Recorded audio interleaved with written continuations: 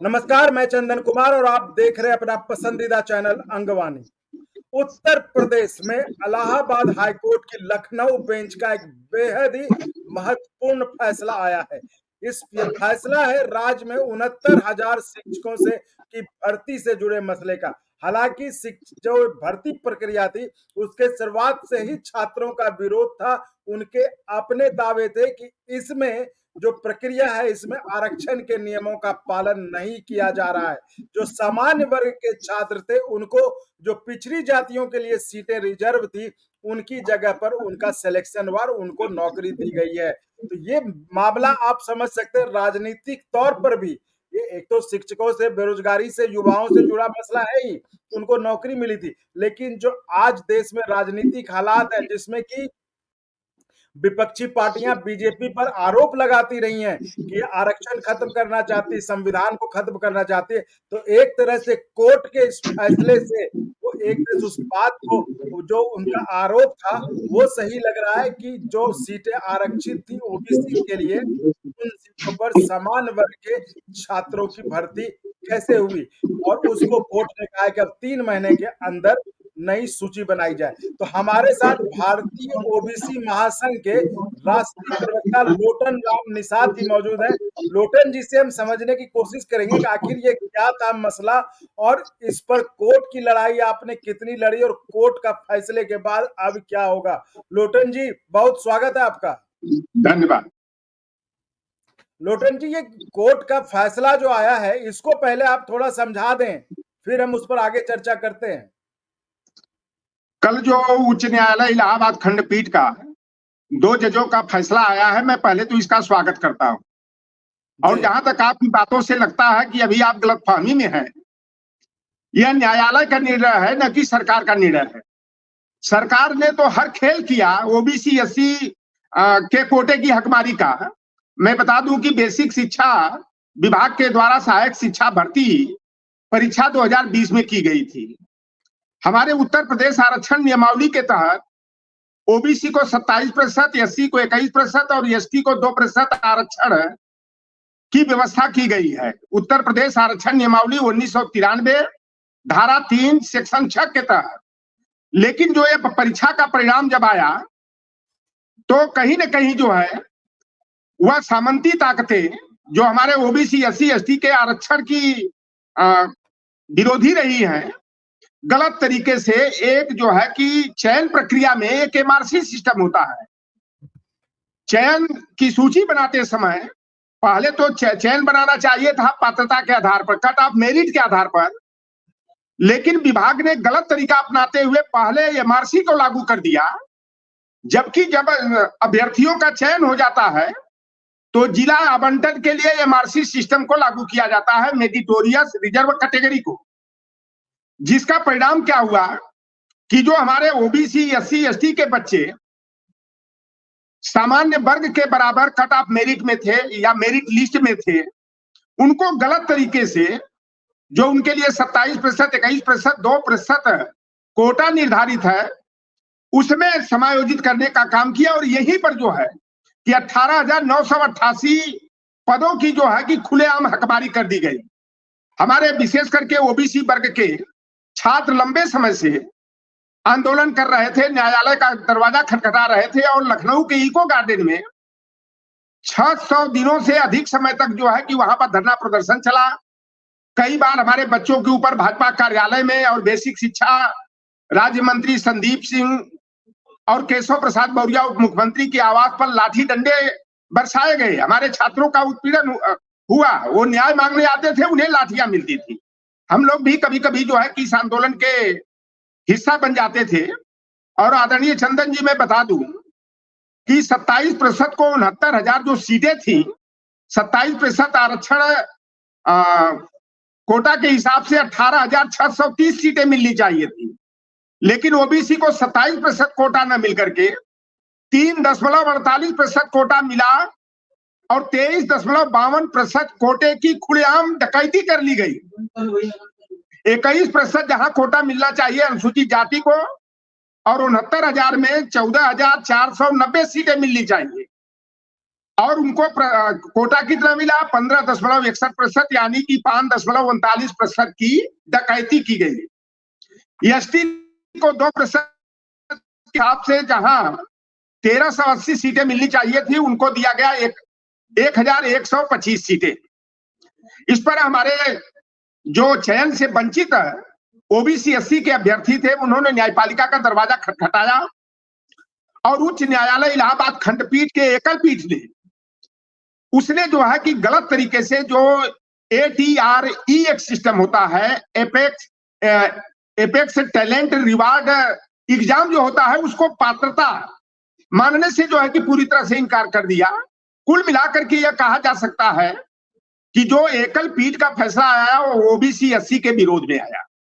विधानसभा चुनाव 2022 का जब चल रहा था, हमारे छात्रों के आंदोलन को देख करके ओबीसी के वोट बैंक को हथियाने के लिए योगी आदित्यनाथ जी ने यह घोषणा किए थे कि 2022 के चुनाव के बाद हम ओबीसी के 6,800 अभ्यर्थियों को समायोजित करेंगे, लेकिन इसके बाद भी हमारे बच्चे धरना प्रदर्शन करते रहे, लगातार अनशन करते रहे और जो वादा भी किए थे मुख्यमंत्री जी, अपने वादे पर खरे नहीं उतरे।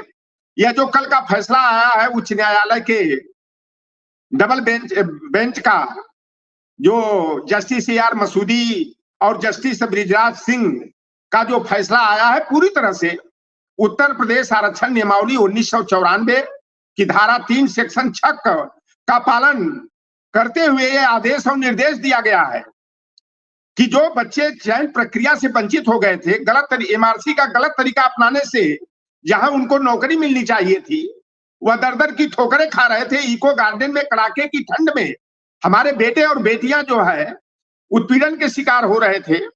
और कल न्यायालय का निर्णय आया है। अभी बेसिक शिक्षा विभाग ने घोषणा किया है कि हम इसका परीक्षण करेंगे। परीक्षण करने की जरूरत नहीं है। जो न्यायालय का निर्णय आया, पूरी तरह से न्यायालय ने खुलेआम कह दिया है कि सरकारी घोटाला के तहत 18,988 पदों की खुलेआम डकैती की गई है, हकमारी की गई है। इन बच्चों को जो है कि अब नई चयन सूची बनाई जानी चाहिए गुणांक के आधार पर, और चयन प्रक्रिया को बना करके उन बच्चों को जो है कि चयनित करते हुए नियुक्ति पत्र जारी किया जाना चाहिए। और यही एक मामला नहीं है, तमाम उत्तर प्रदेश में एक दो नहीं दर्जनों ऐसी भर्तियां हुई हैं। चाहे वह हमारे ग्राम विकास अधिकारी का 1468 पद का आया था, जिसमें ओबीसी को 396 पद मिलना चाहिए, लेकिन मिला पद जो है 139, 257 पद की जो है खुलेआम डकैती की गई थी। इसी तरह से आई टेस्टिंग ऑफिसर का, नेत्र परीक्षण अधिकारी का 157 पद आया था।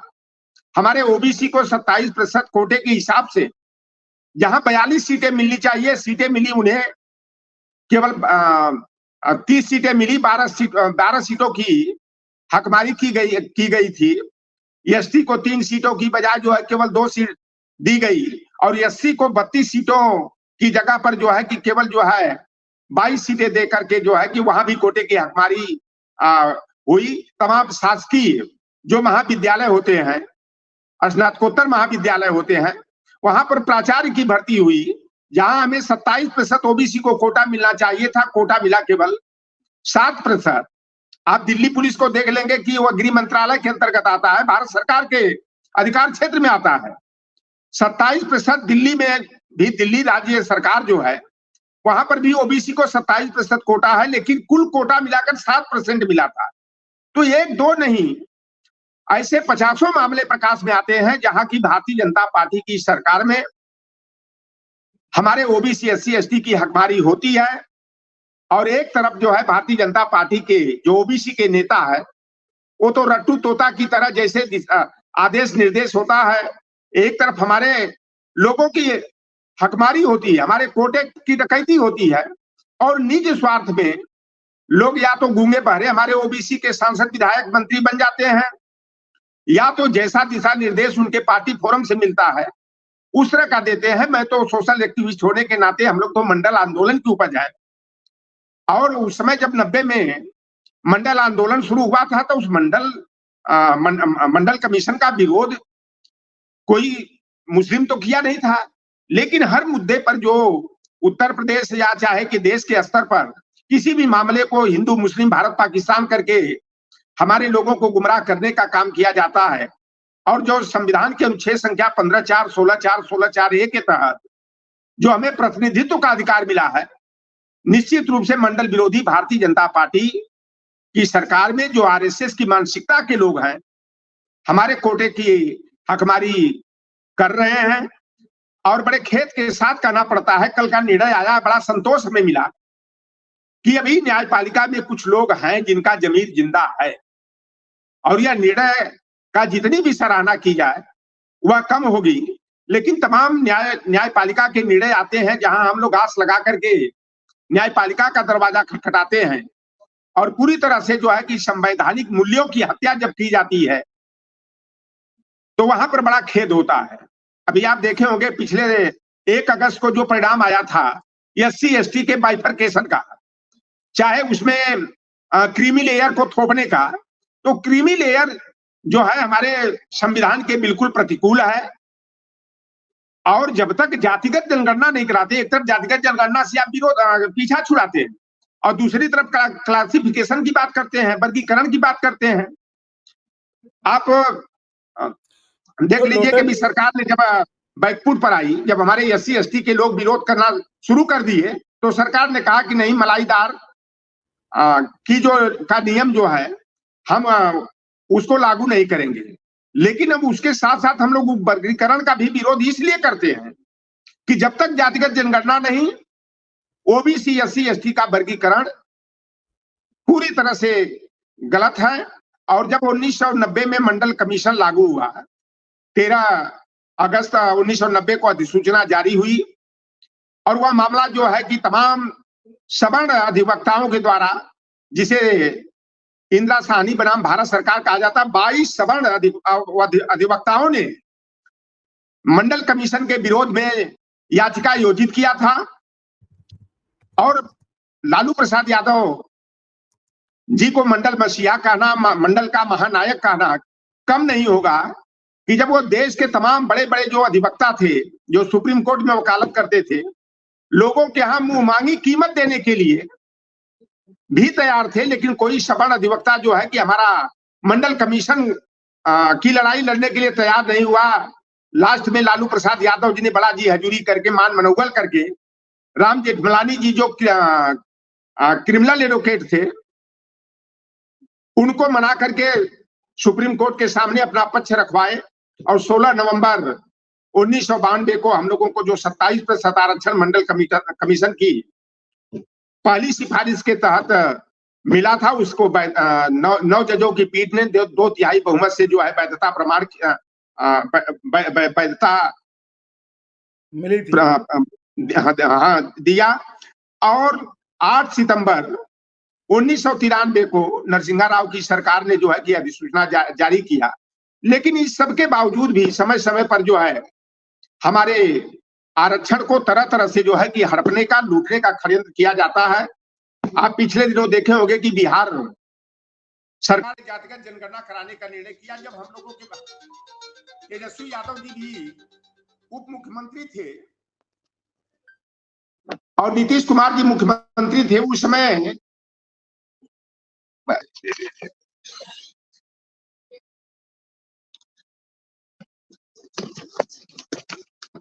ऊपर से नीतीश कुमार जी मुख्यमंत्री और तेजस्वी यादव जी उप मुख्यमंत्री थे। लालू प्रसाद यादव जी के परामर्श पर बिहार सरकार ने जातिगत जनगणना कराया, और जब जनगणना के आंकड़े उभर करके सामने आए तो कुछ जातियां ऐसी हैं जो राजनीतिक लाभ के लिए, राजनीतिक दलों पर दबाव डालने के लिए कहती हमारी आबादी तो 12% है, 13% है, तरह तरह के आंकड़े प्रस्तुत किए जाते हैं। हमारे उत्तर प्रदेश में भी इस तरह से जब देखते हैं, चुनाव का दौर आता है तो ब्राह्मण समाज की आबादी को 13%, 14%, यहाँ तक कि 16% दिखा दिया जाता है। लेकिन सामाजिक न्याय समिति 2001 में राजनाथ सिंह की सरकार के कार्यकाल में बना था, जिसके आधार पर उत्तर प्रदेश के जातिगत समीकरण में 54.05% OBC और 20.94% सामान्य वर्ग की आबादी आई थी। और हमारे उत्तर प्रदेश में मुस्लिम वर्ग की कुछ जातियां हैं जैसे शेख, सैयद, अरसद, पठान, मुगल हैं, मिल्की हैं, त्यागी हैं, ये सामान्य वर्ग में आती है और लगभग में इनकी आबादी 5% होगी, कम से तो कम भी माने तो। लोटन अगर जी, लोटन 20.94 जी लोटन जी, मैं कह रहा हूँ कि ठीक है, इस पर तो चर्चा करेंगे, क्योंकि ये इतना विस्तृत टॉपिक है, तो हम थोड़ा समय की इसको लेकर ये बताइए, जिस तरह से आपने पूरा आंकड़े लेके आप बैठे थे, किस तरह से हकमारी की गई ओबीसी और एससी एसटी विद्यार्थियों के, जो आप आंकड़े बता रहे थे इतना, तो अब जी आपको क्या लगता है कोर्ट के फैसले के बाद जो आप लोगों का, यानी कि जो विपक्षी पार्टियों का, जो जो ओबीसी और दलित अधिकारों की बात करते हैं, उन संगठनों का जो आरोप रहा है कि बीजेपी जो है आरक्षण को खत्म करना चाहती है, और वहां पर उन जगहों पर जो जो ओबीसी और अन्य पिछड़ी जातियों के लिए या एससी के लिए, उनके लिए जो जगह है, वहां पे वो समान वर्ग के छात्रों को भर्ती कर जो है उस एक तरह से वो धीरे धीरे आरक्षण को खत्म करना चाहती है। तो हाईकोर्ट के फैसले के बाद अब आप इसको कैसे देखते हैं? देखिए, जो फैसला आया है तो जी। न्यायपालिका के प्रति हम लोगों का विश्वास प्रबल हुआ है। आप से मैं बता दूं कि मंडल कमीशन का भी जो निर्णय आया, जी। उसमें यह निर्णय में बाकायदा विवरण दिया गया था कि अगर कोई ओबीसी का, कह लीजिए कोई भी ओबीसी हो, एससी हो, एसटी हो, का अभ्यर्थी अपनी प्रतिभा के आधार पर सामान्य वर्ग के बराबर कट ऑफ मार्क्स पाता है या कट ऑफ मेरिट में आता है, तो उसकी गिनती जो है कि उसके लिए निर्धारित कोटे में नहीं होना चाहिए। जो सामान्य वर्ग की सीटें पहले तो 50% थी, अब जो है कि 10% ईडब्ल्यूएस को असंवैधानिक आरक्षण देने के बाद 40% कोटा जो बचता है वह अनारक्षित होता है। और चंदन जी, मैं बता दूं आपको, जिस वर्ग में हम लोग से संबंधित हम लोग हैं, इस वर्ग के नुमाइंदगी करने वाले लोग, तमाम नेता, सांसद, विधायक बन जाना अपनी जगह की बात है, सांसद विधायक बनने के बाद भी लोग जनरल और अनरिजर्व का मतलब ही नहीं समझ पाते। वह अनरिजर्व कैटेगरी होती है जिसे यूआर साठ में कहते हैं, लेकिन उसको लोग सामान्य वर्ग कह करके, सामान्य वर्ग की सीटें कह करके ये मान लेते हैं कि यह ठाकुर बाभन भूमिहार लाला के लिए रिजर्व सीट है, लेकिन ये ऐसा नहीं है। वह ओपन कैटेगरी होती है और कोई भी अभ्यर्थी, चाहे वो एसटी का हो, अगर मान लिया 100 में 80 की कट ऑफ मेरिट आती है, अगर एसटी का 80 या 80 से अधिक पाता है तो उसको एससी के लिए आरक्षित सूची में उसका नाम नहीं आना चाहिए, अनारक्षित में आना चाहिए। एक घटनाक्रम मैं बता दूं, ज्यादातर उसी का बहाना लेकर के तमाम देश के कई, बिहार में भी ऐसे घटनाक्रम आए, मध्य प्रदेश में दर्जनों केस आए, उत्तर प्रदेश में 1.5 दर्जन से अधिक के मामले आए। दीपा यूवी का एक मामला आया था, बड़ा चर्चा में विषय बना था कि एक केरल की हमारे ओबीसी की अभ्यर्थी थी और 2 पद केवल जो है संघ लोक सेवा आयोग के लिए निकले थे, जिसमें से एक अनारक्षित था और एक पद जो है कि ओबीसी के लिए आरक्षित था। जब मेरिट बनी 3 बच्चों की, एक बच्चा हमारा ओबीसी का जो 82 नंबर पाया, तो उसका तो ओबीसी के तहत ओबीसी में कर दिया गया। एक बच्चा 74% पाया जो सामान्य वर्ग का था, उसका चयन हो गया, लेकिन 78% पाने वाली दीपा यूवी को बाहर कर दिया गया। इसलिए बाहर किया गया कि ओबीसी की एक सीट थी और ओबीसी का एक बच्चा जो है, जो हाई मेरिट पाया था, उसका चयन कर दिया गया। दीपा यूवी ने न्यायपालिका का दरवाजा खटखटाया, न्यायपालिका से भी न्याय नहीं मिला, लेकिन हम लोगों को विश्वास था, लोगों ने प्रयास किया और 2023 में 3 जजों की पीठ का निर्णय आया कि वह जो निर्णय दीपा यूवी के पक्ष में मामले में हुआ था वह गलत था, ऐसा नहीं होना चाहिए। अगर कोई आरक्षित वर्ग का अभ्यर्थी अनारक्षित के बराबर मेरिट लाता है या उसके ऊपर जाता है तो उसका उसके कोटा में समायोजन न करके अनारक्षित में जो है कि उसको समायोजित किया जाना चाहिए, और यही संविधान भी कहता है और इसको नैसर्गिक न्याय के भी अनुकूल इसको मान सकते हैं। पता लगा 100 में 100 हम पाए, ओबीसी है तो हम 27 में सिमट के रह जाए, और यही खेल हुआ इसमें। जो 69,000 शिक्षक भर्ती का जो खेल हुआ कि हमारे बच्चे कट ऑफ मार्क्स में सामान्य में, अनारक्षित में जिनका समायोजन होना चाहिए, और बेसिक शिक्षा विभाग ने जो है उनको गलत तरीके अपना करके जो है ओबीसी में ढकेल दिया, और उन 18,988 पदों का, विशेषकर इसमें जो ये 18,988 पद हैं, इसमें 15,000 से अधिक ओबीसी की सीटें हैं और हमें कोटा 27 ने मिलकर 3.48 मिला। एससी को 21 की जगह 15 जो है कि 61% मिला। इस तरह की डकैती की गई थी और कल न्यायपालिका ने जो निर्णय लिया है, हम लोगों को विश्वास है, हम लोग शासन के निर्णय का इंतजार करेंगे कि न्यायालय के निर्णय का अनुपालन करते हुए यह सरकार हमारे जो बच्चे वंचित गलत तरीके से कर दिए गए थे उनको नियुक्ति पत्र सरकार जारी करती है या फिर हिला हवाली करके हमारे बच्चों का भविष्य अंधकार में डालने का काम करती है। तो हम लोग जो है कि अभी समय का इंतजार करेंगे। न्यायपालिका ने 90 दिन का समय दिया है कि उनका प्राप्तांक और गुणांक बना करके उनको चयन प्रक्रिया में शामिल किया जाए, यानी कि जो वंचित वर्ग के बच्चे हमारे ओबीसी एससी के बच्चे जो है नौकरी पाने से वंचित हो गए थे उनको जो है कि नियुक्ति पत्र मिले। या तो अभी भविष्य के गर्भ में है, हम लोग सरकार के निर्णय का इंतजार करते हैं।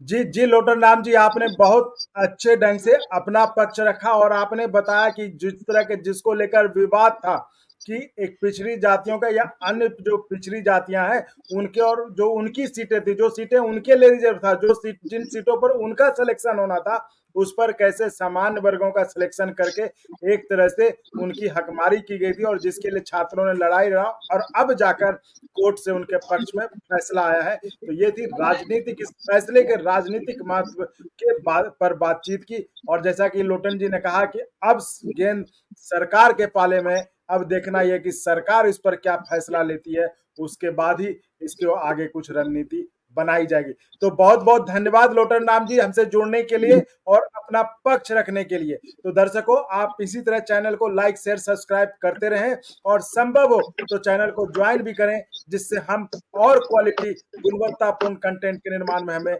मदद मिल सके। धन्यवाद।